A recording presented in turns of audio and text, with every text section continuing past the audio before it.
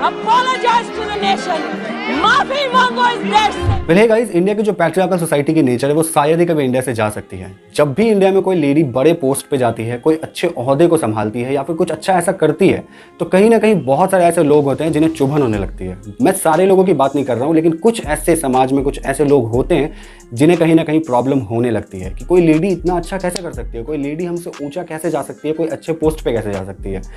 तो यही चीज़ अभी हमारे इंडिया में देखने को मिली है कि अभी देखो, रिसेंटली जो हमारी प्रेसिडेंट बनी है नई, जिनका नाम है श्रीमती द्रौपदी मुर्मू, उनके खिलाफ उनके बारे में एक ऐसे स्टेटमेंट निकल करके आई, एक ऐसी वर्ड निकल करके आई जो ना ही सिर्फ एक लेडी के रिस्पेक्ट को बल्कि इंडिया के जो प्रेसिडेंट है उनके पोस्ट को भी कहीं ना कहीं इंसल्ट करता है, ह्यूमिलिएट करता है। देखते हैं कि एक्चुअली हुआ क्या, किसने क्या कह दिया जिस वजह से पूरे पार्लियामेंट में बहुत ही तगड़ा हंगामा देखने को मिला। स्मृति ईरानी हो या फिर निर्मला सीतारमण हो या रूलिंग गवर्नमेंट की तरफ से बहुत ही एग्रेसिव स्टेटमेंट्स आने लगी, बहुत ही एग्रेसिव तरीके से जो है वो ऑपोजिशन को बोला गया। तो आइए जानते हैं एक्चुअली क्या कॉन्ट्रोवर्सी थी। Apologize to the nation. माफी मांगो इस देश से। राष्ट्रपति is a gender agnostic word. आदरणीय नरेंद्र भाई मोदी ने 75 साल की आजादी में पहली बार एक गरीब आदिवासी महिला को राष्ट्रपति पद का उम्मीदवार बनाया। द्रौपदी मुर्मू कांग्रेस पार्टी की घृणा का केंद्र बनी। कांग्रेस पार्टी आदिवासी महिला का ये सम्मान पचा नहीं पा रही। महिला विरोधी कांग्रेस सोनिया जी sanctioned the humiliation of a poor woman who ascends to the highest office in this country. माफी मांगो सोनिया गांधी आदिवासियों से। I think it is not a slip of the tongue. It was a deliberate insult against a person who comes from a private.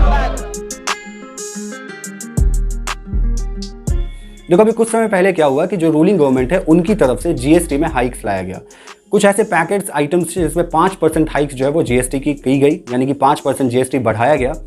इसके विरोध में, इसके against में जो ऑपोजिशन पार्टी है उनकी तरफ से काफी तगड़ा प्रोटेस्ट देखने को मिला और पार्लियामेंट के बाहर में खड़े होकर के कांग्रेस पार्टी ने बहुत ही तगड़ा प्रोटेस्ट किया। और जब ये प्रोटेस्ट बढ़ने लगा तो मीडिया की नजर इस पे पड़ी, तो मीडिया वहां पे आई और उसके बाद कुछ सवाल जवाब तो लाजमी था। और ऐसे ही क्वेश्चन आंसरिंग के टाइम में कांग्रेस लीडर अधीर रंजन साहब, उनके द्वारा एक स्टेटमेंट दी गई। उनसे पूछा गया कि ये प्रोटेस्ट क्यों किया जा रहा है, तो उन्होंने बताया कि जीएसटी हाइक के कारण हम लोग प्रोटेस्ट कर रहे हैं और अगर सरकार हमारी मांगे पूरी नहीं करेगी, सरकार हमारी नहीं सुनेगी, तो हम प्रेसिडेंट के पास जाकर के कंप्लेन करेंगे।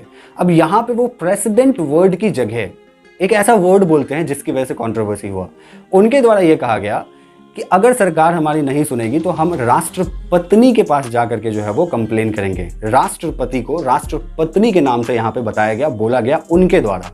कांग्रेस के नेता सदन ने देश की राष्ट्रपति को राष्ट्रपत्नी कहकर संबोधित कर उनका अपमान किया। अब इस बात पे बहुत ही तगड़ा हंगामा हुआ कि ये राष्ट्रपति के पोस्ट को आपने राष्ट्रपत्नी के नाम से क्यों बोला।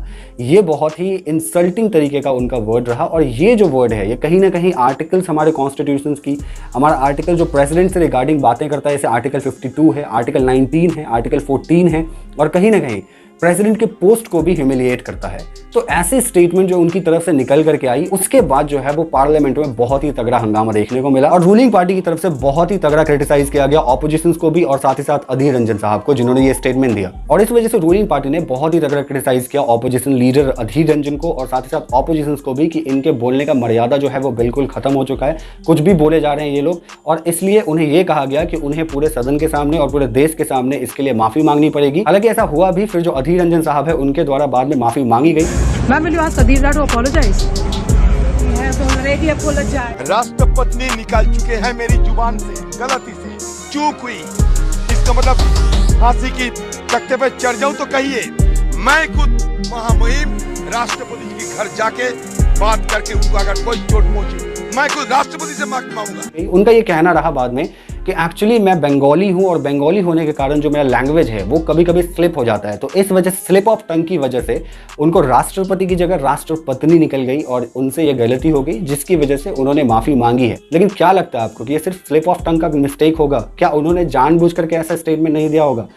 आपकी क्या राय है कमेंट बॉक्स में जरूर बताना। और हाँ, हम लोगों ने प्रेसिडेंट पे ऑलरेडी वीडियो बनाई हुई है, प्रेसिडेंट की इलेक्शन कैसे होती है, वोटिंग प्रोसेस क्या होता है उसमें, सिंगल ट्रांसफरेबल वोटिंग सिस्टम का क्या कंसेप्ट है, फिर से प्रेसिडेंट से रिगार्डिंग आर्टिकल्स कौन कौन से हमारे कॉन्स्टिट्यूशन में है। ये सारी वीडियोस ऑलरेडी बनी हुई है, हमारे चैनल पे आई हुई है बहुत पहले से। और अभी जो रिसेंट इलेक्शन हुआ है प्रेसिडेंट का, उस पर भी वीडियो आया हुआ है जिसपे हम लोगों ने सारी चीज़ों को एक्सप्लेन किया है। तो नहीं देखो यार, तो इसमें मेरी तो कोई गलती है नहीं, जाकर के देखो, लिंक डिस्क्रिप्शन में है, ऊपर आई बटन में है, जाओ जाके देखो और चीज़ों को समझो कि किस तरीके से प्रेसिडेंट की इलेक्शन होती है, संविधान हमारा क्या कहता है, प्रेसिडेंट के क्या पावर्स होते हैं, और बहुत सारे ऐसे इंटरेस्टिंग फैक्ट्स प्रेसिडेंट के बारे में।